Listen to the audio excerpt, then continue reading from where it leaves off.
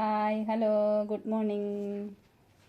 ഈയിടെ ഉണ്ടല്ലോ ഇങ്ങനെ എല്ലാവരും കൂടെ ഇരുന്ന് സംസാരിച്ച സമയത്ത് ഒരു പുള്ളിക്കാരി പറഞ്ഞു, എപ്പോഴും മനസ്സിലങ്ങ് നെഗറ്റീവ് ചിന്തകളാണ്, ഇയാൾക്ക് അങ്ങനൊന്നും ഇല്ലേ എന്നൊക്കെ ചോദിച്ച്.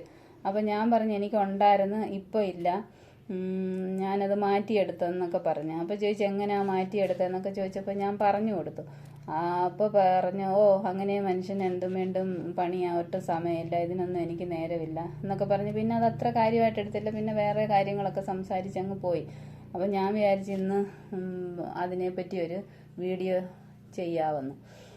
മുടിയെല്ലാം പറന്ന്, ഈ പൊഴിഞ്ഞ മുടിയെല്ലാം കിളിച്ച് വരുന്ന, ഇങ്ങനെ ഭൂതം പോലെ ഇരിക്കുന്നത്. അപ്പോഴത്തേക്കിന് പിന്നെ ഞാൻ അന്നേരം എൻ്റെ അനുഭവം ഞാൻ പറയാം. എനിക്ക് നേരത്തെ ഇതുപോലെ എപ്പോഴും അങ്ങ് നെഗറ്റീവ് ചിന്തകളാണ്. എപ്പോഴും എന്ന് പറയാൻ പറ്റത്തില്ല, ചില സമയങ്ങളിൽ മനസ്സിനകത്ത് നല്ല ചിന്തകൾ, ആഗ്രഹിക്കുന്നതൊക്കെ നല്ല ചിന്തകളാണ്, പക്ഷേങ്കിൽ മനസ്സിനകത്തോട്ട് വരുന്നതൊക്കെ അങ്ങ് നെഗറ്റീവ് ചിന്തകളാണ്.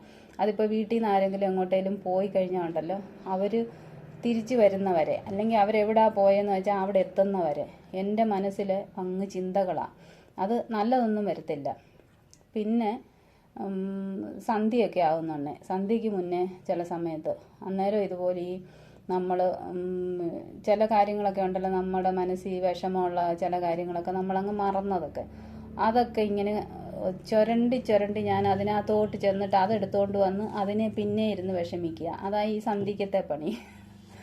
അങ്ങനെ ആയി കഴിഞ്ഞപ്പോഴത്തേക്കിന് നമുക്ക് പിന്നെ വിശപ്പില്ല, ദാഹമില്ല, നല്ല ഉറക്കം കിട്ടത്തില്ല, മനസ്സിനൊരു സന്തോഷം വരത്തില്ല. ചിലപ്പോൾ ചില സമയത്ത് മനുഷ്യരോടൊന്നും മിണ്ടുന്ന ഇഷ്ടമല്ല. അങ്ങനെയൊക്കെ അങ്ങ് വല്ലാത്തൊരു അവസ്ഥയാണ്. ചില സമയത്ത് ചില ദിവസങ്ങളിലൊക്കെ അതങ്ങ് കൂടുതലായിരിക്കും, ചില ദിവസങ്ങളിൽ അങ്ങനെ അത് വലിയ ഇതൊന്നുമില്ല. അപ്പം ഞാൻ വിചാരിച്ചിത് മാറ്റിയെടുക്കുന്നത് എങ്ങനെയാണെന്നൊക്കെ ഓർത്ത് കുറേ വീഡിയോസൊക്കെ കണ്ട്, പിന്നെ ചിലയിടത്തൊക്കെ വായിച്ചൊക്കെ നോക്കും. അപ്പോൾ അതിനകത്തൊക്കെ പറയുന്നത് പ്രയർ ചെയ്യ്, പിന്നെ മെഡിറ്റേഷൻ ചെയ്യ് എന്നൊക്കെ. അപ്പോൾ പ്രയറിൻ്റെ കാര്യം പറഞ്ഞു കഴിഞ്ഞാൽ ഞാൻ 3 നേരവും പ്രാർത്ഥിക്കുന്ന ആളാണ്. അപ്പോൾ രാവിലെ എൻ്റെ ഒരു ദിവസം തുടങ്ങുന്നതേ പ്രാർത്ഥനയോടെയാണ്. രാവിലെ എഴുന്നേറ്റ് നമ്മുടെ പരിപാടികളൊക്കെ കഴിഞ്ഞാൽ ആദ്യമേ എന്ന് പറഞ്ഞാൽ ബാത്റൂമിലൊക്കെ പോയി കഴിഞ്ഞിട്ട് വന്ന് ഞാൻ ആദ്യം പ്രാർത്ഥിച്ചിട്ട്, അല്ലാതെ രാവിലെ കുളിച്ച് വിളക്ക് കത്തിച്ച് അങ്ങനത്തെ പ്രാർത്ഥനയൊന്നുമില്ല, ജസ്റ്റ് പ്രാർത്ഥന. അത് കഴിഞ്ഞിട്ടേ ഞാൻ വേറെ എന്ത് ജോലിയും ചെയ്യത്തുള്ളൂ. പിന്നെ സന്ധ്യയ്ക്ക് നമ്മൾ വിളക്ക് കത്തിച്ചുള്ള പ്രാർത്ഥന, പിന്നെ രാത്രി പ്രാർത്ഥിക്കും കിടക്കുന്നതിന് മുന്നേ. അത് പണ്ട് ചെറുപ്പം മുതലേ ഈ പന്ന സ്വപ്നങ്ങളൊക്കെ കാണത്തില്ലേ, പേടിപ്പിക്കുന്നതൊക്കെ, അപ്പം വീട്ടിൽ നിന്ന് പറഞ്ഞു തന്നിട്ടുള്ളതാണ് പ്രാർത്ഥിച്ചിട്ട് കിടക്കണമെന്ന്. അപ്പോൾ അങ്ങനെ അതൊക്കെ പ്രാർത്ഥിക്കും. അതിൻ്റെ കൂടെ പിന്നെ നമ്മൾ വേറെ കുറച്ചുകൂടെയൊക്കെ അങ്ങ് പ്രാർത്ഥിക്കും. അത് അധിക സമയമൊന്നുമില്ല, 2-3 മിനിറ്റിൻ്റെ ഉള്ളത്. അങ്ങനെ അതെൻ്റെ കുഞ്ഞിലേ മുതലുള്ള ശീലമാണ്. അത് ഞാൻ എൻ്റെ മക്കൾക്കും പറഞ്ഞു കൊടുത്തിട്ടുണ്ട്. അവരെ കൊണ്ട് ഞാൻ പ്രാർത്ഥിപ്പിക്കും. അവർ കിടന്നുറങ്ങുമ്പം അവരോട് ഞാൻ ഉറങ്ങുന്നതിന് മുന്നേ ചോദിക്കും പ്രാർത്ഥിച്ചോന്ന്. ഇപ്പോൾ അവരൊക്കെ ആണെങ്കിൽ ദൂരെയൊക്കെ പഠിക്കാൻ പോയേക്കും. അപ്പോഴും ഞാൻ ഫോൺ ചെയ്യുമ്പോഴും അവരോട് പ്രാർത്ഥിച്ചോ എന്നൊക്കെ ചോദിക്കും. അപ്പോൾ അവർക്കും അതൊരു ശീലമായി.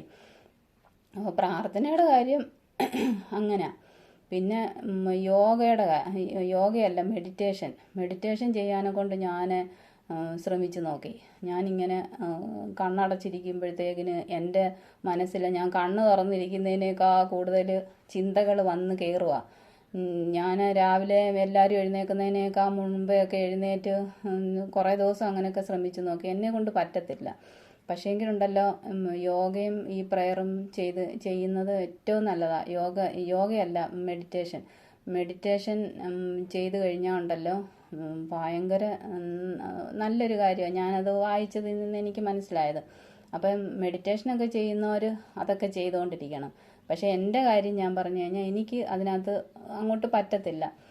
പിന്നെ ഞാൻ അതങ്ങ് അത് വിട്ടേച്ച് പിന്നെ ഞാനിരുന്ന് എന്നെ തന്നെ സ്റ്റഡി ചെയ്യാൻ തുടങ്ങി. എനിക്ക് ഏത് സമയത്താണ് ഇങ്ങനെ ചിന്തകൾ വരുന്നത്, ഏതൊക്കെ ആ സമയത്ത് ഞാൻ എന്ത് ചെയ്യുക എന്നൊക്കെ ഞാനിങ്ങനെ സ്റ്റഡി ചെയ്ത് നോക്കിയപ്പോൾ എൻ്റെ പ്രധാന പ്രശ്നം ഇതാ. ആൾക്കാർ വെളിയിൽ പോയി കഴിഞ്ഞ് അവർ തിരിച്ച് വീട്ടിൽ വരുന്നവരെ സമാധാനക്കേട്, അല്ലെങ്കിൽ അവരെവിടെയാണ് പോയെന്ന് വെച്ചാൽ അവിടെ എത്തുന്നത് വരെ ഒരു സമാധാനക്കേട്. പിന്നെ ഈ സന്ധ്യാസമയത്തേതെ. അപ്പോൾ ആ സമയത്ത് എന്താ, ഇവർ പോയി കഴിയുമ്പോഴത്തേക്കിന് ഞാൻ വന്നിരുന്ന് ഇങ്ങനെ അവർ പോകുന്നതും അതൊക്കെ ഇങ്ങനെ മനസ്സിൽ ഇമാജിൻ ചെയ്ത് അങ്ങനെ ആലോചിച്ച് അവരെപ്പറ്റി ആലോചിച്ചിരിക്കും. അതാണ് എൻ്റെ പ്രശ്നം. പിന്നെ സന്ധ്യാസമയത്ത് കുറേ സമയം വെറുതെ, സന്ധ്യയ്ക്ക് മുന്നേ വെറുതെ ഇരിക്കുന്ന ഒരു സമയമുണ്ടല്ലോ, ചായയൊക്കെ കുടിച്ച് ആ സമയത്ത് ഇങ്ങനെ വെറുതെ ഇരിക്കുമ്പോഴത്തേക്കിന് അപ്പോഴും ഈ ചിന്തകളൊക്കെ. അപ്പം എല്ലാവരും ഉള്ളപ്പോഴും എല്ലാവരും കൂടിയിരിക്കുമ്പോൾ എനിക്കൊരു കുഴപ്പമില്ല. ഞാൻ ഈ തന്നെ ഇരിക്കുമ്പോഴാണ് എനിക്കിങ്ങനെ ചിന്ത. അപ്പോൾ പിന്നെ ഞാൻ എന്ത് ചെയ്ത് ആ ആ സമയം എങ്ങനെ വിനിയോഗിക്കാമെന്ന് വിചാരിച്ചിട്ട് ഇവരൊക്കെ അങ്ങോട്ട് പോയി കഴിയുമ്പോൾ കഥ അടച്ചേച്ച് വന്ന് ആ വെറുതെ വന്നിരിക്കുന്ന ആ ശീലം അങ്ങ് വിട്ടു. പണി ചെയ്യാൻ തുടങ്ങി. പണിയെന്ന് പറഞ്ഞാൽ എക്സ്ട്രാ ജോലികളൊക്കെ, ഏതെങ്കിലും ഒരു റൂം അടിച്ചു വാരിയെല്ലാം നല്ല വൃത്തിയാക്കി ഒന്ന് റീഅറേഞ്ച് ചെയ്ത് വയ്ക്കുക, അല്ലെങ്കിൽ പൊടി തട്ടിയിരിക്കുന്ന സാധനങ്ങളൊക്കെ പൊടിയടിച്ച് വൃത്തിയാക്കി വയ്ക്കുക. അങ്ങനെ എന്തെങ്കിലുമൊക്കെ ജോലികൾ അങ്ങ് ചെയ്തുകൊണ്ടിരിക്കുക. അങ്ങനെ ചെയ്ത് അവർ വരുന്നവരെ ഞാൻ ഭയങ്കര ബിസിയായിട്ടിരിക്കും. ഒട്ടും സമയം എനിക്ക് ആലോചിച്ചിരിക്കാൻ ഞാൻ കൊടുത്തില്ല. അങ്ങനെ കുറച്ച് ദിവസം ചെയ്ത് കഴിഞ്ഞപ്പോഴത്തേക്കിന് എൻ്റെ മനസ്സിൽ നിന്ന് കുറേശ്ശെ ഈ ചിന്തകളൊന്നും ഇല്ലാതെ ആ സമയത്ത് ഞാൻ ഈ ജോലിക്കകത്തങ്ങ് വ്യാപൃതയായി അങ്ങ് നിന്ന്. അങ്ങനെ ആയപ്പോഴത്തേക്കിന് എനിക്ക് അതിനകത്ത് ഒരുപാട് മാറ്റം വന്നു. അപ്പോൾ പിന്നെ ഞാൻ ആ ശീലം അങ്ങനെ ഇങ്ങനെ കൊണ്ടുവരിക. ഇപ്പോൾ ഒരു 5-6 വർഷമായി എനിക്ക് അങ്ങനെ ഒരു കുഴപ്പമില്ല. അവർ പോകുമ്പോൾ അപ്പോഴേ കഥ അടച്ച് വന്ന് ഞാൻ മനസ്സിൽ കണക്ക് കൂട്ടി വെച്ചിരിക്കുക എന്തൊക്കെ പണികൾ ചെയ്യണമെന്ന്. അതൊക്കെ ആയിരിക്കും. ഞാൻ വലിയ ഭാരിച്ച പണികളൊന്നും അല്ല. ചിലപ്പോൾ മുറ്റത്തിറങ്ങി മുറ്റമൊക്കെ വൃത്തിയാക്കുവോ, മുറ്റമൊക്കെ തൂത്ത് ഏതെങ്കിലും കോണ് ഒക്കെ നമ്മൾ എപ്പോഴും വൃത്തിയാക്കാത്തടമൊക്കെ ഒന്ന് വൃത്തിയാക്കി, ചെടികളൊക്കെ അങ്ങോട്ടും ഇങ്ങോട്ടും ഒക്കെ ഒന്ന് നീക്കി വെച്ച് അങ്ങനെയൊക്കെയുള്ള പണികളായിരിക്കും ചെയ്യുന്നത്. അപ്പം ഇതിപ്പം ഞാനിപ്പോൾ അങ്ങനെയൊക്കെ ചെയ്ത് ഇപ്പം ഈ പൂക്കളും ഈ തുണിയിലൊക്കെ ഇങ്ങനെ തയ്യലൊക്കെ ചെയ്യുന്ന ആൾക്കാർക്കൊക്കെ ആണെങ്കിൽ അതൊക്കെ ചെയ്യാം. ബോട്ടിൽ ആർട്ടൊക്കെ അറിയാവുന്നവർക്കാണെങ്കിൽ അങ്ങനെ ചെയ്യാം. ഗാർഡനൊക്കെ നല്ല രീതിയിൽ ചെയ്യുന്നവർക്ക് അങ്ങനെ ചെയ്യാം. അങ്ങനെ പിന്നെ വായിക്കാൻ നോക്കിക്കഴിഞ്ഞാൽ 4 വരി വായിച്ചേച്ച് പിന്നെ ഇങ്ങനെ ആലോചിച്ചിരിക്കും. അപ്പോൾ ഈ കൈയും കാലും അനങ്ങിക്കൊണ്ടിരിക്കുന്ന പണികൾ ചെയ്യുകയാണെങ്കിൽ നമ്മൾ അതിനകത്തങ്ങ് കോൺസെൻട്രേറ്റ് ചെയ്യും. വായിക്കുമ്പോൾ ഞാൻ വെറുതെ ഇരിക്കുമല്ലേ. എൻ്റെ കാര്യങ്ങളൊക്കെ ഇങ്ങനെയാണ്.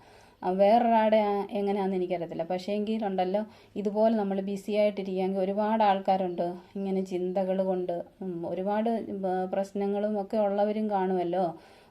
വിഷമങ്ങളും കടങ്ങളും അസുഖങ്ങളും ഒക്കെ ഉള്ളവർ ഇങ്ങനെ ചിന്തിച്ചിരുന്നു കഴിഞ്ഞാൽ നമുക്ക് പിന്നെ വിശപ്പില്ല, ദാഹമില്ല, ഉറക്കമില്ല, സന്തോഷമില്ല, ഒന്നുമില്ലാതെ അങ്ങനെ നമ്മുടെ ദിവസങ്ങൾ പോകും. അതിനേക്കാൾ നല്ലത് നമ്മളെ കൊണ്ട് കഴിയുന്ന രീതിയിൽ നമ്മൾ എത്രയും ബിസി ആയിട്ടിരിക്കുക. ഒട്ടും ചിന്തിക്കാനുള്ള സമയം എനിക്ക് കൊടുക്കാതിരുന്നപ്പോഴത്തേക്കിന് എനിക്കിപ്പോൾ ഒരു കുഴപ്പമില്ല. എത്ര വർഷമായെന്നറിയാമോ. അതുപോലെ സന്ധ്യാസമയത്താണെങ്കിലും ആ സമയത്ത് ഞാൻ വെറുതെ ഇരിക്കത്തില്ല. എന്തെങ്കിലുമൊക്കെ ജോലികൾ ചെയ്ത് അങ്ങനെ ഇരുന്ന് കഴിഞ്ഞ് പിന്നെ എനിക്കിപ്പോൾ ഒരു കുഴപ്പമില്ല. ഇപ്പം പ്രാർത്ഥനയും ഈ മെഡിറ്റേഷനും ഒക്കെ ചെയ്തിരിക്കുന്നവർക്കാണെങ്കിൽ അതാ ഏറ്റവും നല്ലത് ചെയ്യാൻ കഴിയുന്നവർക്ക്. അപ്പോൾ അത് ചെയ്യാൻ പറ്റാത്ത ഞാൻ ചെയ്തത് ഇങ്ങനെയാണ്. അപ്പോൾ അതുകൊണ്ടാണ് പുള്ളിക്കാരി പറഞ്ഞത് അങ്ങനെ ഒരു 100 കൂട്ടം പണിയാണ്, അതിനിടയ്ക്ക് നീ ഇങ്ങനെയും കൂടെ പിന്നെയും പണി കൂട്ടാനെന്ന് പറഞ്ഞു കഴിഞ്ഞാൽ ഒരു ടാർഗറ്റ് വെച്ച് നമ്മൾ ഇത്രയും ചെയ്യണം. അപ്പോൾ അത് നമുക്കും ഒരു സന്തോഷമാണ്. ആ ജോലികളൊക്കെ ചെയ്ത് തീർക്കുമ്പം റൂമൊക്കെ ഒന്ന് വൃത്തിയാക്കുവോ എന്തെങ്കിലുമൊക്കെ ജോലികൾ നമ്മൾ ചെയ്യാൻ മടിച്ച് വെച്ചേക്കുന്ന ജോലികളൊക്കെ എടുത്തിട്ടങ്ങ് ചെയ്ത് കഴിഞ്ഞാൽ ബിസി ആയിട്ടിരിക്കുകയും ചെയ്യും. ചിന്തിക്കാനുള്ള ഒരു ഇതുമില്ല. എനിക്ക് വളരെ സിമ്പിളായിട്ടാണ് അത് തോന്നിയത്. അപ്പോൾ അതുകൊണ്ടാണ് ഞാൻ അങ്ങനെ ചെയ്തത്. അപ്പോൾ അത് ഇങ്ങനെ പറഞ്ഞെന്നേ ഉള്ളൂ. എന്നാൽ ഓക്കെ, താങ്ക് യു.